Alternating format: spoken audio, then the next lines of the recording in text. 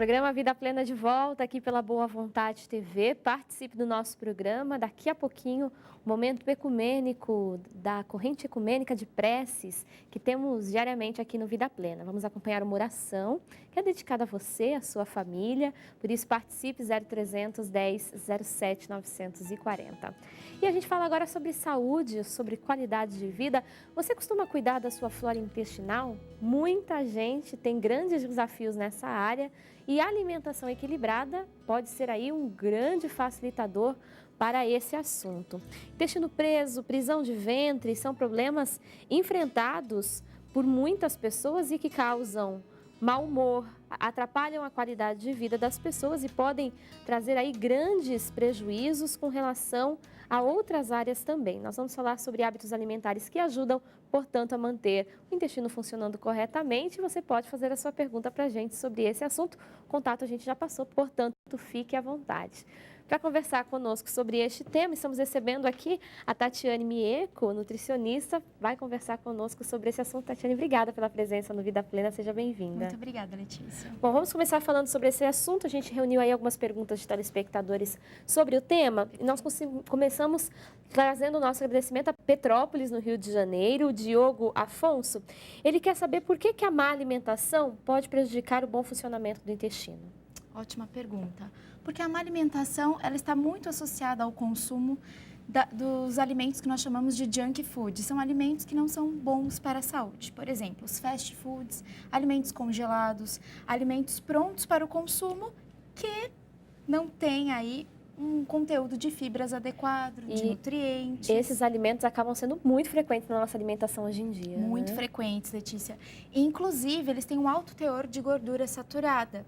E essa gordura saturada, ela favorece essa prisão de ventre, esse estado de constipação também. Né? O consumo aumentado de açúcar, o consumo aumentado de farináceos brancos, de farinha branca pode provocar flatulências, inclusive, né?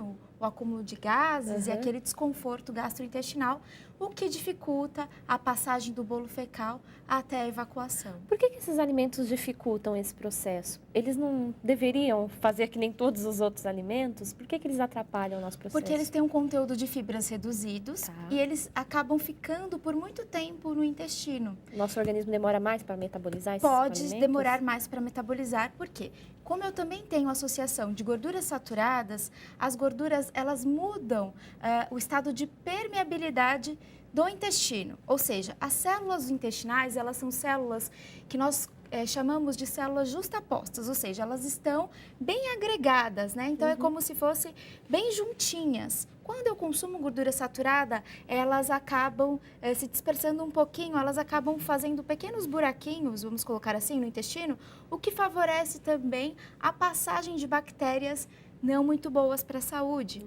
Então, é o que nós vemos hoje, né, que é um problema, inclusive, de saúde pública, que está associado a uma desbiose intestinal, ou seja, uma mudança na microbiota intestinal que acomete o risco para a obesidade, por exemplo.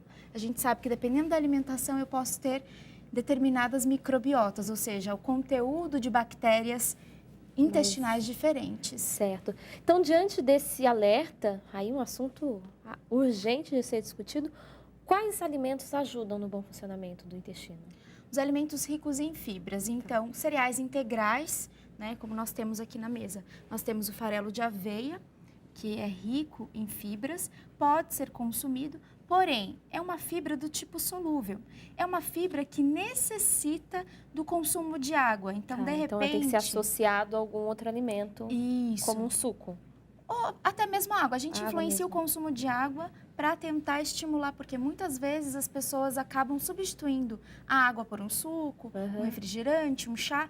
Então, é importante lembrá-los. Então, por exemplo, se eu tenho um consumo de fibras adequado, eu preciso consumir água para quê? Para que eu possa fazer a formação desse bolo fecal de uma forma eficiente. Então, não é só o consumo em si da fibra, mas toda uma mudança alimentar, incluindo o consumo de água. Incluindo o consumo de água. Um outro fator ambiental importante é a atividade física. O sedentário, ele tende a ser mais constipado ou ter prisão de ventre. Por quê? Porque a musculatura do trato gastrointestinal, ela fica mais relaxada. né? Então, se eu não tenho atividade física para contrair essa musculatura, para estimular, logo eu terei dificuldades de ir ao banheiro.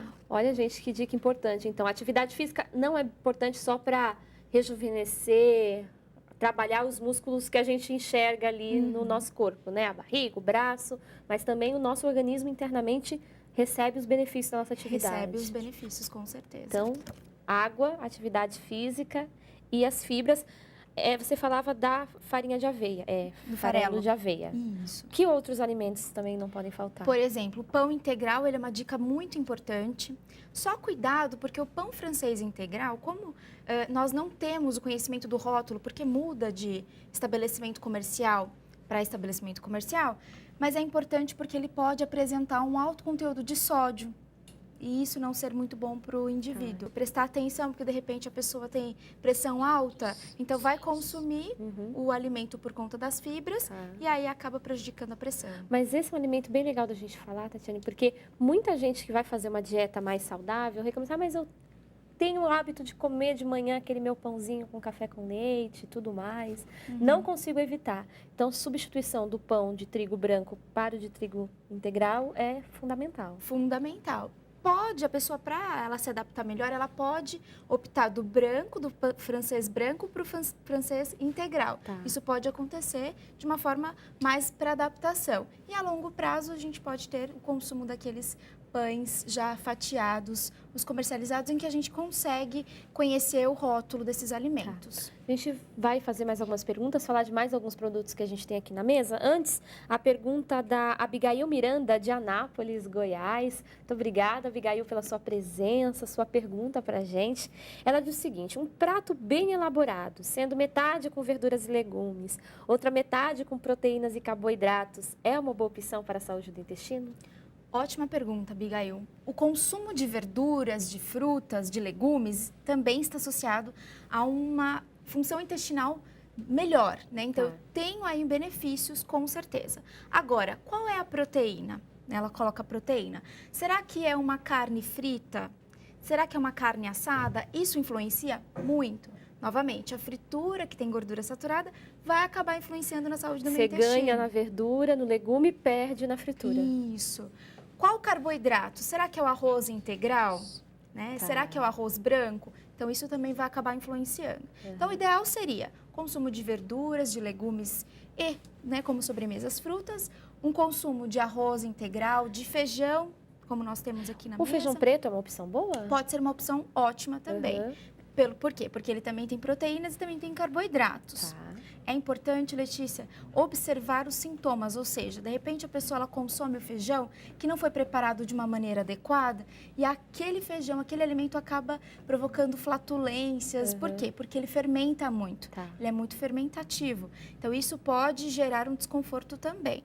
Tá? O arroz integral também é uma opção importante. Tem gente que acha muito diferente, mas eu conheço muitas pessoas que consomem e gostam do arroz integral. Sim. Né? Uma dica que eu costumo dar para os pacientes é que no primeiro momento eles possam misturar o arroz branco, que eles já têm costume de consumir, com o arroz integral. Legal, porque aos poucos vai introduzindo. Então, no primeiro momento eu consigo fazer 75% com 25%, 50% e 50%. E aos poucos eu vou substituindo. É uma boa dica também. Uma boa dica, inclusive, para mudar a alimentação de outros integrantes da família. Exatamente. Eu acompanho, por exemplo, algumas mães dizendo a dificuldade de fazer os filhos se adaptarem a uma nova alimentação, né? Às vezes as crianças têm um pouquinho mais de resistência.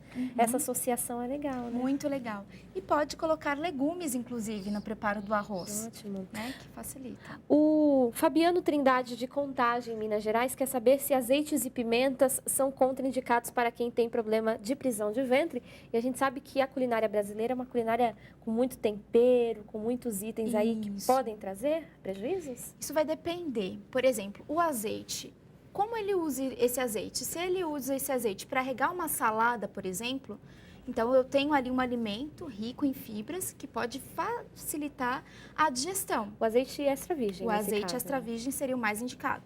O azeite extra virgem de prensa fria, que é o que nós indicamos como seria o ideal. E o consumo de pimentas, de temperos mais picantes, não seria tão interessante, porque ele acaba provocando uma irritação gástrica, a não ser em regiões em que a culinária, né, culturalmente isso já é muito bem estabelecido naquela Porque região. já existe todo esse hábito, né, na rede Exatamente. regional do consumo. Já é regional. Agora, se associado à prisão de ventre, a pessoa ainda tiver alguma complicação a mais, como uma hemorroida, por exemplo, né, isso pode sim ser um prejuízo para a saúde intestinal, quando eu consumo alimentos picantes. Tá. Então, a análise tem que ser individual. Individual. Para perceber como é a reação. Essa é uma dica legal, né? Perceber a reação do organismo a cada alimento é Isso. interessante. Uma dica muito importante, Letícia, é lembrá-los de se observar. O que eu consumo e me causa flatulência? O que eu consumo e favorece a minha ida ao banheiro? O que eu consumo e me deixa com prisão de ventre, né? O normal seria todos irem todos os dias ao banheiro. Tá. Tá? E a gente, só para encerrar então o nosso bate-papo, a gente falou do arroz, do feijão, do pão, mas a gente tem aqui, por exemplo, a linhaça, que também é um produto interessante, a soja, não é? E esses grãos aqui, como ervilha, Isso. lentilha. A ervilha, a lentilha e o grão de bico fazem parte do grupo dos feijões conhecidos como leguminosas. Então eu posso substituir, por exemplo, não quero comer hoje o feijão, posso substituir por um Pode desses substituir, itens. pode substituir. Também tem fibras, tem proteína, tem carboidratos, mas o modo de preparo é bem importante também. Tá. Tem que ficar de molho, tem que fazer vários banhos para que não cause fermentação também. A soja também faz parte das leguminosas. Aqui nós temos a soja em grão, que pode ser feita, né, como feijão, né? Algumas preparações ainda vão como salada, né, com alguns temperos. E nós temos o PTS, que é a proteína texturizada de soja, nessa coloração mais marrom. Que Nós você temos substitui a carne, inclusive. Né? Exatamente, que é a conhecida carne de soja. Pode ser preparada com legumes, pode se fazer almôndegas, pode se fazer hambúrguer. E as crianças adoram e nem percebem também a diferença. É verdade. É bem indicado para quem, por exemplo, tem colesterol elevado. Né? Então, a recomendação da Sociedade Brasileira de Cardiologia indica o consumo de soja diário, da proteína texturizada, porque essa proteína pode diminuir os níveis de colesterol, inclusive. Perfeito. Bom, gente, você viu quanta coisa tem para a gente saber e para a gente ter qualidade de vida, acima de tudo, que é o importante. Esses assuntos que nós abordamos aqui no Vida Plena têm esse intuito de falar de saúde sem esquecer da nossa saúde integral, da nossa vida como um todo, para que a gente trabalhe bem, cuide bem dos filhos, viva a nossa religiosidade de forma ampla e cuide desse templo que todos nós carregamos, que é o nosso corpo, a nossa existência. Tatiane, queria agradecer a sua presença mais uma vez aqui no Vida Plena por essas dicas tão importantes. Eu que agradeço, Letícia. Bom, a gente esteve conversando hoje aqui no Vida Plena com a nutricionista Tatiane Mieco. Lembrando que você pode tirar as suas dúvidas sobre esse assunto, sugerir também novos temas, trazer aí sugestões para a gente. 0300 10 07 940 é o telefone da sua participação. Pela internet, vidaplena@boavontade.com. A gente vai para o intervalo agora e já volta.